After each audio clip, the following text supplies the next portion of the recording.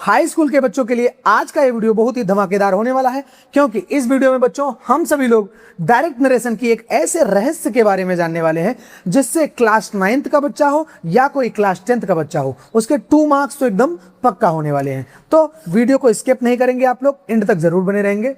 चलिए देखते हैं क्या रहस्य हैं, उनको डिटेल में समझते हैं। तो आप सभी लोगों के सामने एक टॉपिक लिखा गया है, डायरेक्ट नरेशन। डायरेक्ट नरेशन क्या होता है? डायरेक्ट नरेशन किसी भी स्पीकर के द्वारा या किसी वक्ता के द्वारा कही गई बात को अगर ज्यों का त्यों व्यक्त कर दिया जाता है, जैसा उसने कहा ठीक उसी प्रकार से अगले के समक्ष अगर व्यक्त कर दिया जाता है तो उसे हम डायरेक्ट नरेशन कहते हैं। जैसे यहां पर आप देख रहे होगे, रोहन सेड, रोहन ने कहा, रोहन ने जो भी कुछ कहा उसको यहां पर स्पष्ट कर दिया गया, आई विल कॉल यू लेटर, मैं आपको बाद में फोन करूंगा। ये रोहन ने कहा और उसकी बात जैसा उसने कहा ठीक उसी प्रकार से व्यक्त कर दिया। जैसे मैं आपको कोई बात बता दूं, उसको आप हूबहू उसी तरीके से किसी दूसरे के समक्ष व्यक्त कर दो, और हूबहू व्यक्त करने की इस तरीके को डायरेक्ट नरेशन कहते हैं। यह तो डायरेक्ट नरेशन का एक परिचय हो गया। अब डायरेक्ट नरेशन की जो रहस्यमयी बातें हैं, जो इंपॉर्टेंट बातें हैं, जो हमको नंबर दिला दी जाएंगी, उन पर हम बात करते हैं। तो डायरेक्ट नरेशन बच्चों 2 क्लास का बना होता है। एक को कहते हैं रिपोर्टिंग वर्ब। क्या कहते हैं? एक को कहते हैं रिपोर्टिंग वर्ब, और वहीं बात करूं दूसरा क्लास हमारा जो होता है उसको कहते हैं रिपोर्टेड स्पीच। यानी हमारा जो डायरेक्ट नरेशन है वो 2 हिस्से में बढ़ जाता है। एक पार्ट उसका रिपोर्टिंग वर्ब कहलाता है और दूसरा रिपोर्टेड स्पीच कहलाता है। यानी जिसमें स्पीकर के द्वारा कहने का काम हो रहा हो, यानी जहां पर से, सेड ये सब मिलते हैं, ये हमारे रिपोर्टिंग वर्ब होते हैं। और जहां पर आपको ये कोटेशन मार्क मिलते हैं, ध्यान से देख लीजिएगा बच्चों, जहां पर आपको ये कोटेशन मार्क मिलते हैं, इनको इन्वर्टेड कॉमास भी बोला जाता है, जहां पर ये आपको इन्वर्टेड कॉमास या कोटेशन मार्क्स मिलते हैं, उनके अंदर लिखा हुआ स्टेटमेंट आपका रिपोर्टेड स्पीच होता है। अब इसके जो रहस्य वाली बातें हैं उसको समझते हैं। रिपोर्टिंग वर्ब और रिपोर्टेड स्पीच, ये डायरेक्ट नरेशन के 2 अलग अलग क्लास हो गए। अब इन दोनों अलग अलग क्लासेस को अलग करने के लिए जो आता है उसे कहते हैं कॉमा। ये एक कॉमा होता है जो रिपोर्टिंग वर्ब को और रिपोर्टेड क्लास को एक दूसरे से अलग कर देता है। इतनी बात आपको समझ में आ गई होगी। फिर बात करते हैं रिपोर्टेड स्पीच की। तो रिपोर्टेड स्पीच में क्या खासियत है वो देखते हैं। रिपोर्टेड स्पीच हमेशा इन इन्वर्टेड कॉमास के अंदर में ही लिखा जाता है। इसमें प्रयुक्त होने वाले फुल स्टॉप या क्वेश्चन मार्क आ जाए या फिर मार्क ऑफ एक्सक्लेमेशन आ जाए, ये सभी हमारे इसी इन्वर्टेड कॉमा के अंदर में ही होते हैं।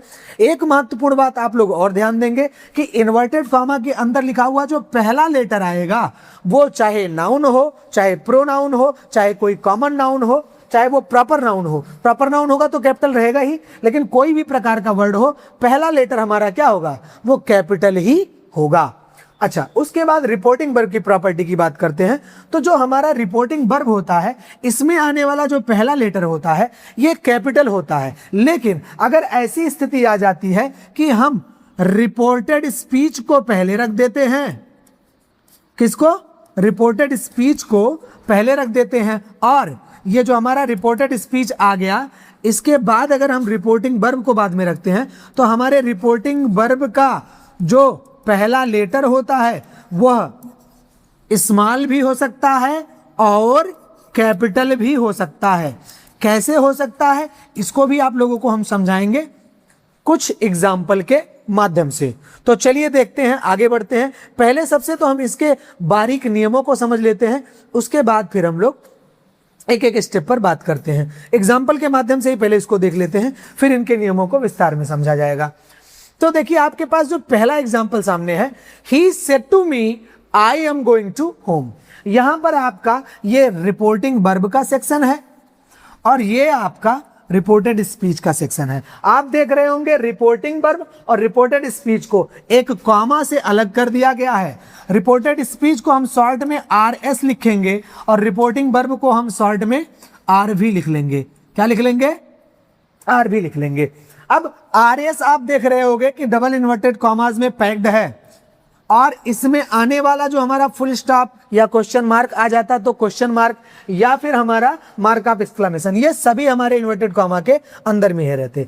तो हमारा यहाँ रिपोर्टिंग वर्ब और रिपोर्टेड स्पीच, रिपोर्टेड स्पीच का पहला लेटर कैपिटल है, रिपोर्टिंग वर्ब का भी पहला लेटर कैपिटल है, क्योंकि अब एक सेंटेंस बना और सेंटेंस का पहला लेटर है इसलिए ये कैपिटल है। वहीं दूसरे एग्जाम्पल में हम लोग देखते हैं, अब की बार हमारे पास रिपोर्टेड स्पीच पहले आ गया है जबकि हमारा रिपोर्टिंग वर्ब बाद में जा रहा है। तो रिपोर्टेड स्पीच पहले आया है, उसकी शर्त तो है ही कि उसका पहला लेटर कैपिटल ही होना चाहिए, ठीक है। और क्या होना चाहिए, जो भी स्टेटमेंट में mark of exclamation, full stop, जो भी स्टेटमेंट में आई हुई चीजें हैं वो सभी हमारे डबल इन्वर्टेड कॉमास के अंदर में होने चाहिए। रिपोर्टिंग वर्ब और रिपोर्टेड स्पीच कॉमा से सेपरेटेड होना चाहिए। लेकिन हमने आपको बताया था कि रिपोर्टिंग वर्ब का पहला लेटर हमारा स्मॉल भी हो सकता है, तो आप यहां पर देख रहे होंगे कि पहला लेटर अपना भी इस वक्त रिपोर्टिंग वर्ब का स्मॉल हो गया। क्यों स्मॉल हो गया, क्योंकि यहां पर कैप्टन वर्ड आया है, ये कॉमन नाउन है और ये आर्टिकल दा से स्टार्ट हो रहा है, यानी हमारा प्रॉपर नाउन नहीं है। अगर यहीं पर ये प्रॉपर नाउन होता तो हम कैपिटल लेटर रखते, उसको किस लिए रखते, क्योंकि ये प्रॉपर नाउन है। लेकिन अगर ये कैपिटल लेटर नहीं रखा गया है यानी ये कॉमन नाउन है या फिर कोई प्रोनाउन हो सकता है। तीसरे एग्जाम्पल में आप देखेंगे तो यहां पर वो चीज मिल जा रहा है, आपका रिपोर्टेड स्पीच यहां पर भी पहले आया हुआ है और रिपोर्टिंग वर्ब बाद में गया है। लेकिन यहां आने वाला जो रिपोर्टिंग वर्ब है उस रिपोर्टिंग वर्ब को आप देखिएगा, इस रिपोर्टिंग वर्ब में जो रोहन लिखा गया है ये प्रॉपर नाउन है और इसका पहला लेटर हमने कैपिटल रखा है। ये कॉमन नाउन है इसलिए स्मॉल हो गया और ये प्रॉपर नाउन है इसलिए कैपिटल रखा। तो इन बारीकियों को ध्यान दे करके हमको किसी भी डायरेक्ट नरेशन के स्टेटमेंट को बारीकी से लिखना है और इस एक तरीके पर आपको 2 मार्क्स एकदम पक्का मिलने वाले हैं।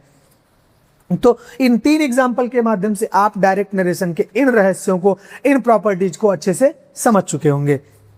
ध्यान दीजिएगा, ज्यादातर प्रश्न इसी नरेशन से उठाया जाता है जो पूछा जाता है। किस टॉपिक पर उठाया जाता है उसको भी बताएंगे। पहले सबसे इसके रूल्स को थोड़ा सा हम और बारीकी से समझ लेते हैं। तो डायरेक्ट नरेशन की जो प्रमुख विशेषताएं हैं वो क्या क्या हैं इनको समझिएगा। डायरेक्ट स्पीच में 2 अलग अलग क्लासेज होते हैं। डायरेक्ट स्पीच में 2 अलग अलग क्लासेज होते हैं जिसमें एक को हम रिपोर्टिंग वर्ब यानी आरवी कहते हैं तथा दूसरे को रिपोर्टेड स्पीच यानी आरएस कहते हैं। आप देखिएगा, Geeta said to Shyam I will call you, इसमें गीता सेड टू श्याम में जो सेड टू का केस है यही हमारा रिपोर्टिंग वर्ब है और रिपोर्टिंग वर्ब को देखिए अंडरलाइन करके स्पष्ट बताया गया है। आई विल कॉल यू ये रिपोर्टेड स्पीच है और ये रिपोर्टेड स्पीच इन्वर्टेड कॉमा के अंदर में आप लोगों को पैक्ड दिख रहा होगा। एक बारीकी देखिएगा, देखिए यहाँ इन्वर्टेड कॉमा जो लगा है उसके ठीक पहले कॉमा है जो दोनों को अलग कर रहा है। दूसरा नियम क्या कह रहा है, दोनों ही क्लासेस को अलग करने के लिए कॉमा का प्रयोग करते हैं। तो आप देखिए यहाँ पर कॉमा का प्रयोग किया गया है रिपोर्टेड स्पीच को और रिपोर्टिंग वर्ब को अलग अलग करने के लिए। अब की बार यहाँ पर देखो रिपोर्टिंग वर्ब लास्ट में है और रिपोर्टेड स्पीच आपका पहले है। इसको हम आरएस लिख देते हैं और इसको हम आरवी लिख देते हैं।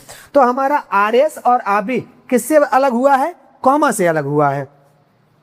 इसके बाद अगले नियम की तरफ चलते हैं। अगला नियम क्या कह रहा है, कह रहा है रिपोर्टेड स्पीच के वाक्य को डबल इन्वर्टेड कॉमास में रखा जाता है तथा वाक्य के अंत में आने वाले विराम चिन्ह यानी फुल स्टॉप हो गया, आपका question mark, mark of exclamation, ये सभी कहाँ होंगे, इन्वर्टेड कॉमास के अंदर में होते हैं। और ध्यान देने वाली बात क्या है, रिपोर्टेड स्पीच का फर्स्ट लेटर हमेशा कैपिटल लेटर होता है। तो अब इसको एग्जांपल से ध्यानपूर्वक समझिएगा। क्या कहा है यहाँ पे, कह रहा है कि रिपोर्टेड स्पीच, ये हमारा रिपोर्टेड स्पीच है। रिपोर्टेड स्पीच हमारा डबल इन्वर्टेड कॉमास के अंदर में होता है। दूसरी लाइन में कह रहा तथा वाक्य के अंत में आने वाला फुल स्टॉप, क्वेश्चन मार्क या मार्क ऑफ एक्सक्लेमेशन, ये सारी चीजें हमारी देखो इन्वर्टेड कॉमा के अंदर में ही है। फुल स्टॉप हमारा कहाँ है, इन्वर्टेड कॉमा के अंदर में ही है। फिर क्या कह रहे हैं कि रिपोर्टेड स्पीच का फर्स्ट लेटर हमेशा कैपिटल में होता है। तो देखिए यहाँ पर भले ही ये प्रोनाउन आया है लेकिन सेंटेंस के बीच में होने के बाद भी इसको हमने कैपिटल लेटर में रखा है, इसलिए ध्यान देंगे कि इन्वर्टेड कॉमा के अंदर का सबसे पहला लेटर आपका कैपिटल होना चाहिए।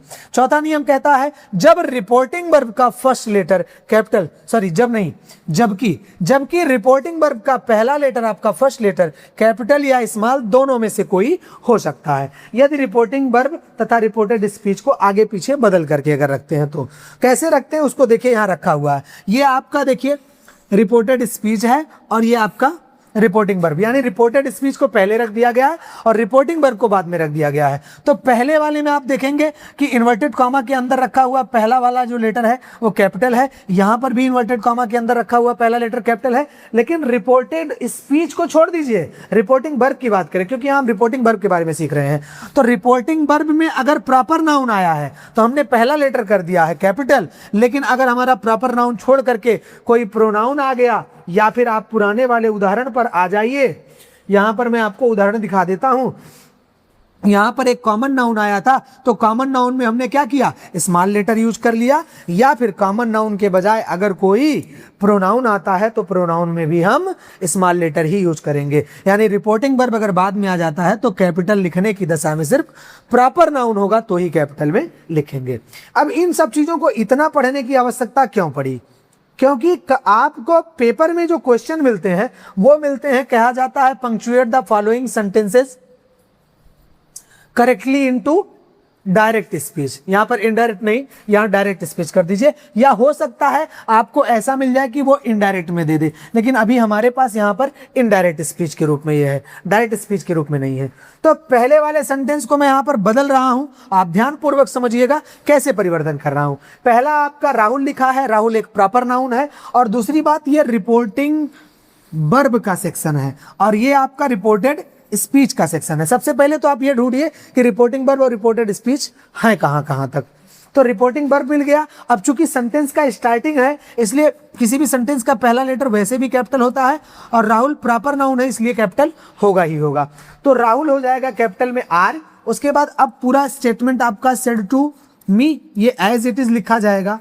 आपको पता है कि रिपोर्टिंग वर्ब लिखने के बाद कॉमा से इसको अलग कर दिया जाता है रिपोर्टेड स्पीच से, और रिपोर्टेड स्पीच लिखने से पहले डबल इन्वर्टेड कॉमा शुरू कर लिया जाता है। और रिपोर्टेड स्पीच का पहला लेटर हमने बताया था आपको कैपिटल रखना है, तो आई क्या हो जाएगा, कैपिटल हो जाएगा।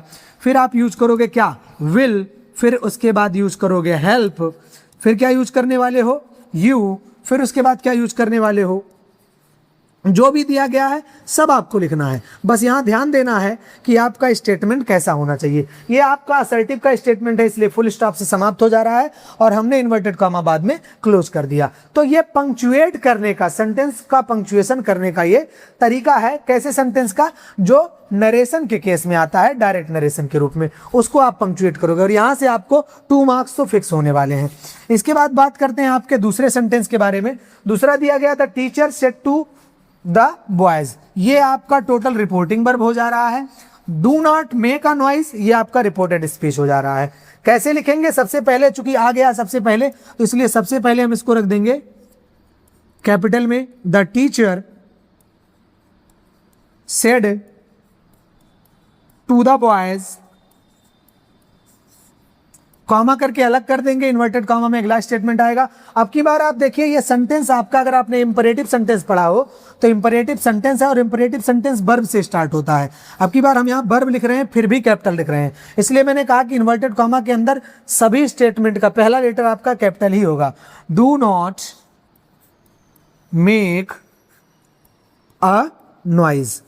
इस प्रकार से आप लोग किसी भी डायरेक्ट नरेशन को पंक्चुएट करके सही तरीके से लिख सकते हो। एक विशेष बात ध्यान दीजिएगा, किसी भी प्रकार कोई भी शब्द आपका इसमें दिया गया है, राहुल है, सेड है, टू है, मी है, किसी भी शब्द के स्थान का परिवर्तन आप नहीं कर सकते हो। पंक्चुएशन में बहुत विशेष रूप से ध्यान देना होता है कि हम शब्दों को इधर उधर नहीं कर सकते हैं। उम्मीद है इन प्रश्नों के अभ्यास के बाद आप सभी लोगों को आज की ये क्लास समझ में आ गई होगी, मजा आ गया होगा। यदि आपको ये क्लास मजा आ गया है तो आप वीडियो को लाइक जरूर करिए, चैनल पर नए हैं तो चैनल को सब्सक्राइब कर लीजिएगा, और अगर क्लास मजेदार है, धमाकेदार है तो आप इस क्लास को अपने फ्रेंड सर्कल तक जरूर शेयर करिएगा।